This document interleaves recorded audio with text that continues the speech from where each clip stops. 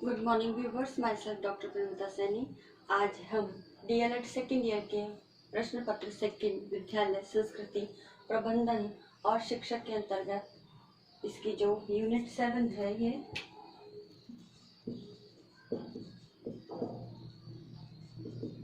इस यूनिट 7 के अंतर्गत हम आज प्रयोगात्मक अनुसंधान की स्टडी करेंगे। प्रयोगात्मक अनुसंधान, इसके अंदर अनुसंधान करता यानी अनुसंधान करता जो रिसर्चर है, वो रिसर्चर जो है एक या एक से अधिक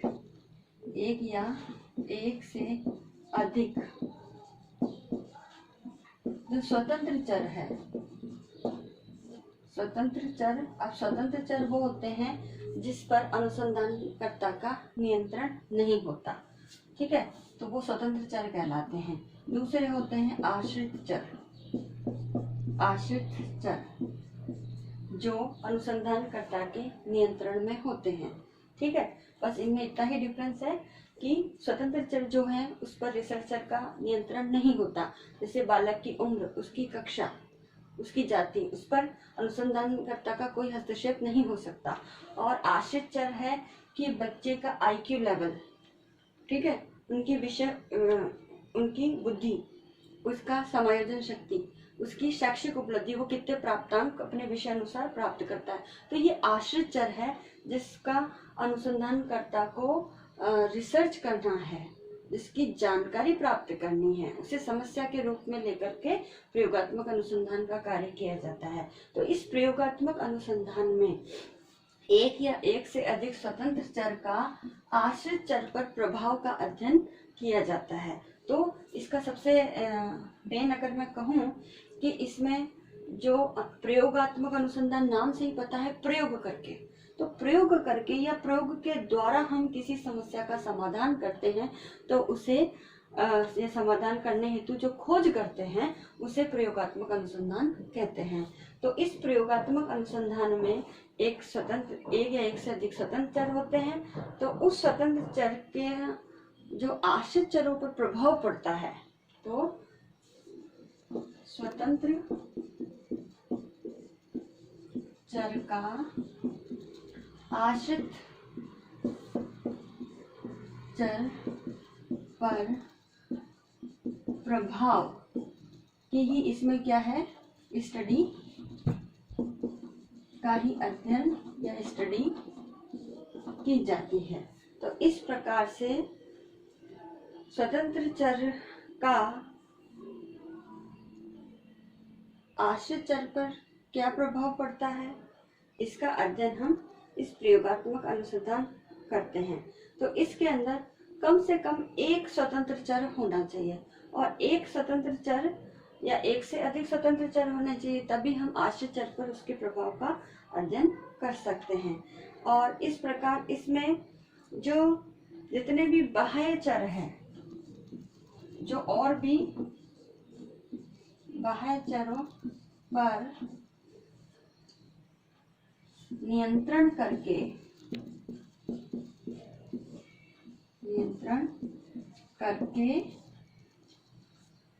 प्रयोग के द्वारा प्रयोगात्मक चर यानी जिसका हम प्रयोग कर रहे हैं, तो प्रयोगात्मक चर में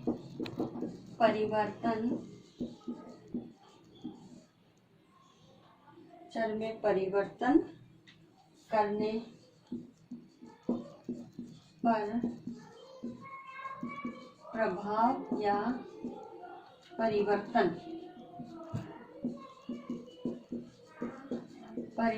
का अध्ययन किया जाता है।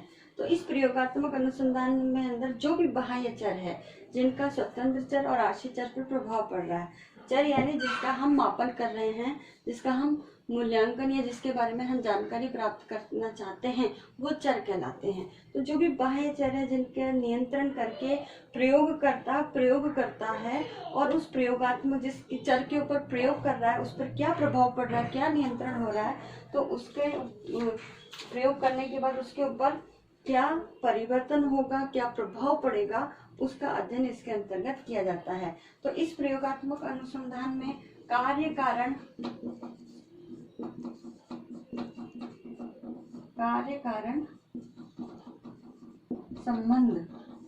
संबंधों का भी इसमें अध्ययन किया जाता है। तो इस प्रकार इस प्रयोगात्मक अनुसंधान में कोई जो भी घटना घटित होती है या जो भी कार्य होता है उसके पीछे क्या कारण है, उसमें कॉजल रिलेशनशिप स्थापित करने का कार्य भी इस प्रयोगात्मक अनुसंधान में किया जाता है। अब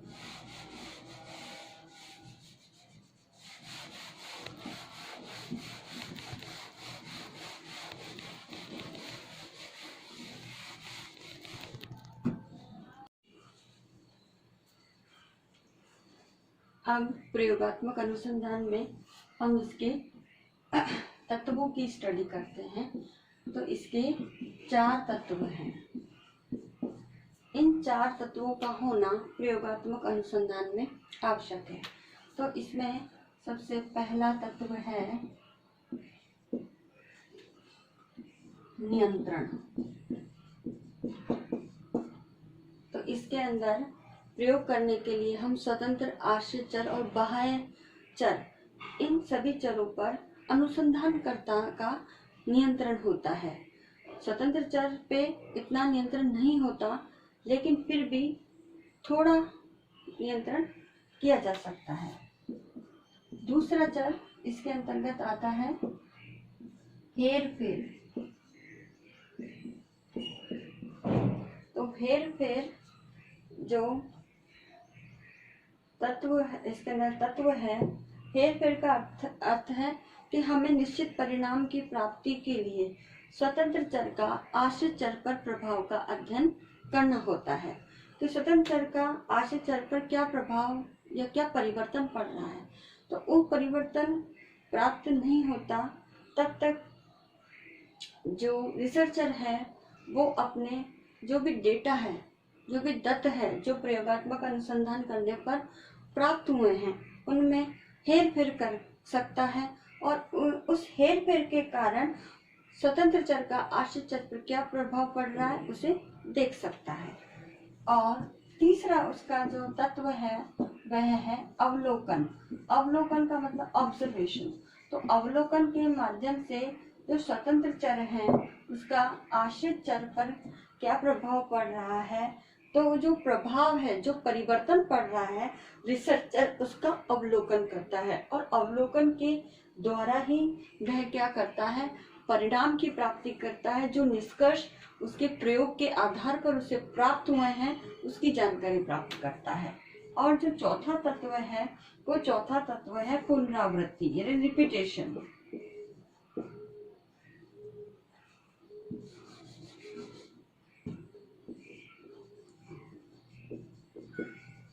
पुनरावृत्ति, तो पुनरावृत्ति यानी रिपीटेशन।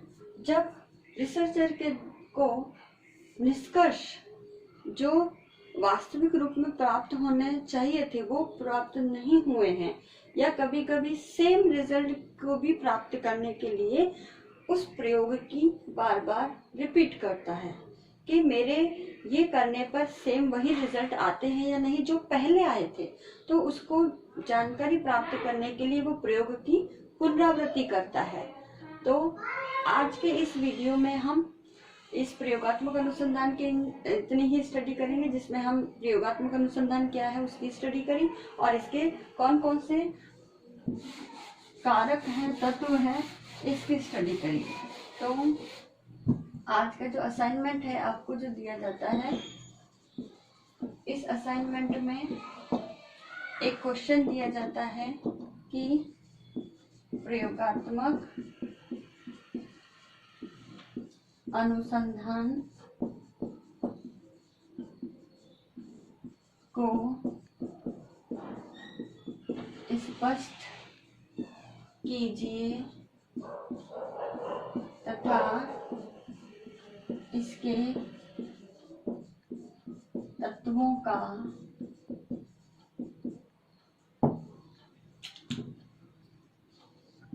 उल्लेख कीजिए। तो इस वीडियो में इसी की स्टडी करेंगे और इस कोरोना महामारी के दौरान आप अपने घर में रहिए, सुरक्षित रहिए। आई होप ये वीडियो आपके लिए यूजफुल होगा। So thank you.